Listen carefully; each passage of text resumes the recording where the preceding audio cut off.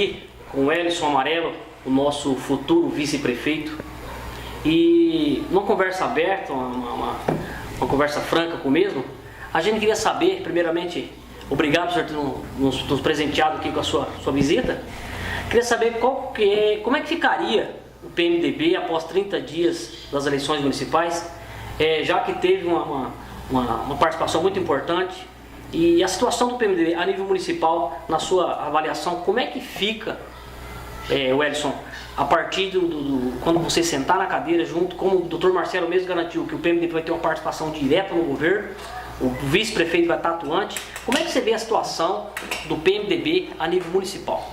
Tá, primeiramente gostaria de agradecer o convite, Zezinho, e também agradecer a todos aqueles que nos prestigiam, que nos acompanham após a eleição. É dizer que o seu site é muito importante para o nosso município, leva a informação muito rápido, né? O Cidrolândia News hoje ele é um exemplo dentro do estado, então agradeço muito esse convite e sempre que precisar pode contar comigo. Bom, eu tenho a dizer assim, o PMDB de Cidrolândia, ele saiu muito fortalecido. O PMDB que na campanha foi visto por todos que ele envolveu um grupo muito forte. Eu cito nomes aqui como Valquírio Rossato, são líderes históricos do PMDB aqui. O Osório Stralioto, o Eurico Souza e o Nilo Servo. São pessoas que atuaram diretamente com o PMDB, né, dentro da equipe de frente. E mais uma vez, assim como 2008, quando o PMDB lançou 6 candidatos e elegeu 4 vereadores. Então, novamente, quando esse grupo, né, quem trabalhou mais diretamente com os vereadores foi o Valquírio, né, o Osório, o Nilo e o Eurico. De 5 candidatos a vereadores, pelo PMDB, foram eleitos 3. Então é um índice muito alto, um índice expressivo, que tem que se levar em consideração. E mais a vice-prefeitura. Então o PMDB sai muito fortalecido. E, inclusive, dependendo de como vai ficar a composição do vereador Paulo Silva em Campo Grande, poderemos ter um deputado estadual do partido. Então o PMDB com certeza vai sair muito fortalecido a partir de 2017. E queremos sempre trazer pessoas ao partido para dar sustentação. E dizer que estou preparado, dentro desse partido, que é um partido, hoje é o maior partido do Brasil, e tenho certeza que daqui para frente vai ser... A Cidrolândia vai ganhar com isso, tenho certeza, com esse grupo. Certo. Uma coisa que está tirando o sono tanto dos universitários como do prefeito, o seu também, é a situação do transporte universitário. A gente sabe da crise que vive o país, a gente sabe das condições da prefeitura. Isso é um tema muito polêmico, é um tema que assim, é uma coisa que tem que tratar com muito carinho. Como é que você vê a respeito do transporte universitário para a Cidrolândia? Bom, eu posso dizer para vocês que é um tema complexo, que já se arrasta por um longo tempo. Dentro da nossa campanha, nós sempre, eu e o Dr. Marcelo, sempre, inclusive até o plano de governo nosso foi registrado no cartório eleitoral, e nós sempre batemos numa tecla. O município ele tem que ser equilibrado. O transporte universitário hoje, eu não posso dizer como que está as finanças da prefeitura, porque a nossa equipe de transição está trabalhando, então lá por janeiro nós vamos conseguir saber a real situação mesmo, quando sentarmos na cadeira, ou ao final da transição. Então hoje eu não sei como que procede, não sei mesmo como que procede o pagamento, quantos acadêmicos que cursam, se tem curso técnico junto, então não dá para me saber. Eu sei que houve algumas polêmicas, os acadêmicos estão nas ruas com medo do corte, ainda mais num período que se finda a um ano, a um semestre, onde tem as provas. Então, assim, eu vejo o quê? Nesse ponto. Tem 2 pontos a ser medidos. Primeiro, as condições que uma prefeitura deve assumir para não ocorrer o que está ocorrendo, de atraso de 3, 4, 5 meses no transporte. O corte, ele não é... O que eu vejo hoje de fora, sem tomar ciência dos papéis, o que eu vejo é que assumir uma responsabilidade que não dão conta. Então vai sempre ficando atrasado. E quando fica atrasado muito tempo, as empresas têm que cortar, porque o gasto é muito alto dessas empresas. Então eu acho que tem que assumir um compromisso com responsabilidade. Chamar os universitários para discutir junto. discutir e mostrar a realidade de uma prefeitura.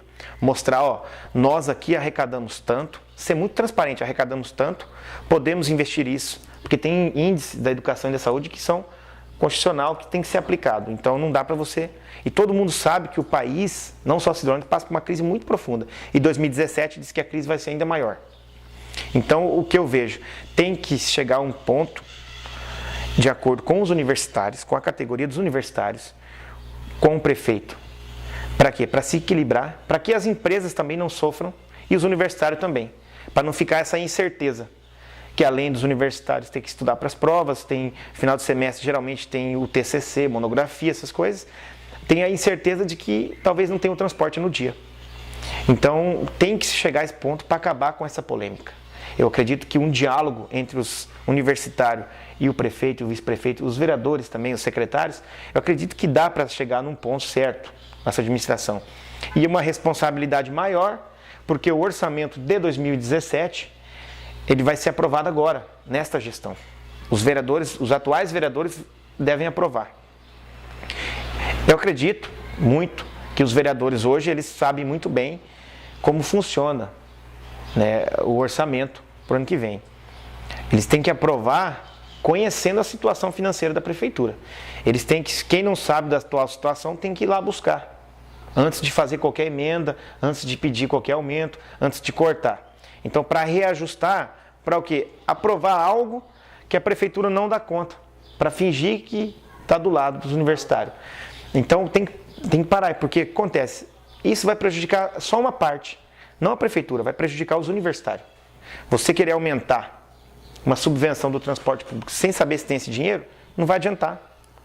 Porque, por exemplo, um prefeito, ele não tem a obrigação de dar o transporte, todo mundo sabe isso. Ele dá um auxílio.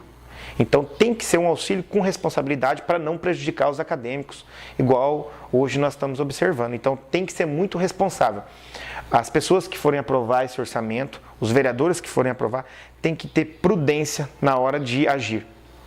Esquecer todos os ranços políticos, esquecer tudo aquilo. Lembrar que temos pessoas, famílias que estão do outro lado. E fazer aquilo de acordo com o que a sociedade espera. A resposta nas urnas mostrou e demonstrou a insatisfação do eleitor. Então, ficou muito claro isso. Certo. Nós fizemos um estudo na época que o transporte universitário era gratuito. Em todo o Mato Grosso do Sul, a única cidade que dava o transporte universitário era a cidade de Sidrolândia e Terenos, que tinha 2 ou 3 ônibus, que é praticamente do lado. Mas isso era uma coisa notória que não teria condições financeiras de bancar com esse recurso. O que a sua explanação, a gente entende que se der a Câmara aprovar algo que é inexistente, que é inconcebível para os cofres públicos, chamar os universitários e falar, ó, nós temos tantos para gastar e o valor é tanto. Você diz essa transparência que vai acontecer se caso vier a aprovar um orçamento impossível de se honrar. Realmente.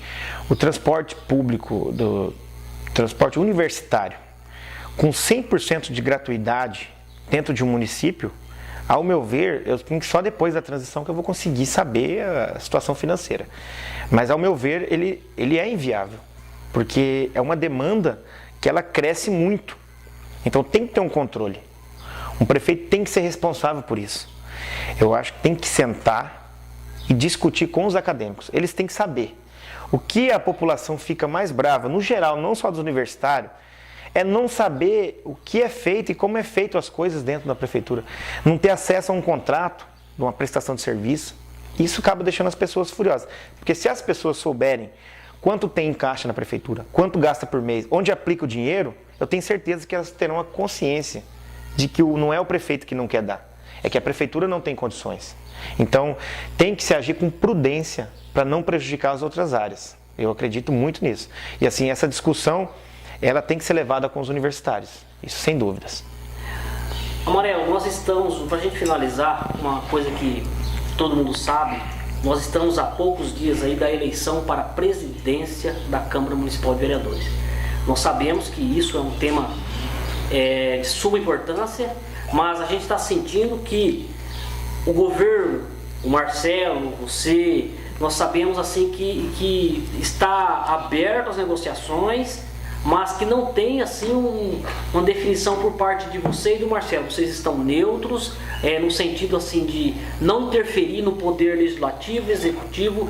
Os poderes são poderes independentes nesse aspecto. Sim. E vai ser uma coisa nova para a Cidrolândia, porque nós sempre tivemos a interferência do prefeito, né? Baseado numa frase que diz: prefeito que toma uma posição em eleição da Câmara é prefeito mal intencionado. Não que seja uma frase verdadeira, mas o que você vê para a presidência da Câmara? Se você tem preferência, se não tem preferência, se vai trabalhar junto, executivo e legislativo, mas sem barganhas de cargos ou alguma coisa nesse sentido. Como é que você entende essa eleição? O que você espera da Câmara para a gestão sua junto com o Marcelo? Bom, o meu pensamento ele também vem de encontro com o que o doutor, nós já conversamos sobre esse assunto.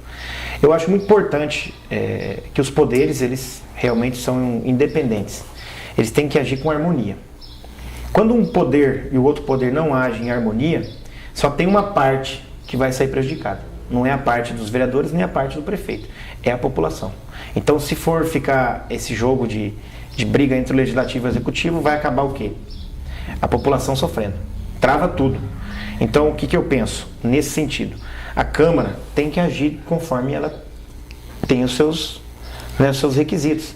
Fiscalizar, acompanhar muitas coisas da Prefeitura. Eu acho muito importante isso. Que isso ajuda a administração. Isso vai nos ajudar. A questão da eleição, ela tem dois lados. Tem um lado político e tem um lado pessoal. Eu, particularmente, vejo que a Câmara, o prefeito jamais deve interferir. Eu, particularmente, vejo que o prefeito jamais deve interferir numa eleição de mesa diretora de uma Câmara. Por quê? Porque nós temos má intenção, não temos má intenção, mas queremos que funcione os poderes para que realmente, onde estiver errado, nós chegamos e vamos chegar a uma conclusão.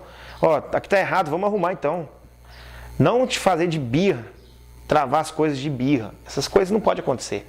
Então eu vejo que o prefeito não deve interferir numa eleição de mesa. Isso já deixei claro para várias pessoas quando me perguntam. Sempre fui aberto a esse tema e vejo que eles, hoje são 15 vereadores, eles têm que se organizar e ver um nome para eles que toque a Câmara, porque todo mundo sabe que aumentou o salário, então vai ser o 12º, vai ser um valor abaixo, então a Câmara vai ter que andar meio redondinha, porque o recurso vai ser pouco, em todas as áreas, não só na Câmara, mas também na Prefeitura, tudo vai ter a crise.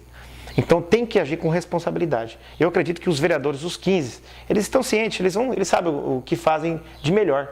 E eu acredito que entre eles vão escolher um bom nome, assim, sem qualquer interferência, desde que tenha lado partidário também. Mas eu vejo que um bom presidente, um bom vereador, ele é bom para a cidade, ele é bom para um prefeito. Então eu acredito que tem que caminhar a Câmara e o Executivo juntos, mas desde que cada um faça a sua função. Não que seja a Câmara um órgão que fique, digamos assim, à mercê de um prefeito. Então tem que caminhar junto, em harmonia, e ver aquilo que é bom para o município. Pensar sempre no cidadão, sempre. Na pessoa que está ali na fila do posto, na pessoa que está na sala de aula, no aluno. Então sempre pensar dessa forma, né? Evitar qualquer briga. Então é esse que é o meu pensamento. Muito obrigado, Amarelo. Muito obrigado mesmo por aceitar nosso convite de vir aqui a responder algumas perguntas.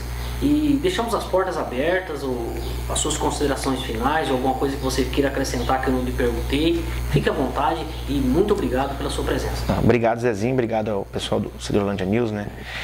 Quero assim só apenas dizer a vocês que nós temos um intuito muito forte dentro de 2017 adiante. Já começamos a trabalhar muito, estamos fazendo planejamentos de administração.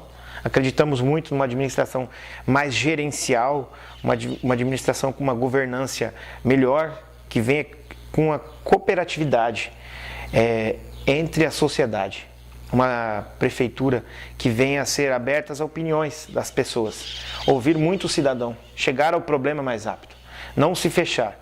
Sabemos das crises, dos desafios, e dizer que o empenho nosso, o trabalho vai ser intenso. Isso pode ter certeza.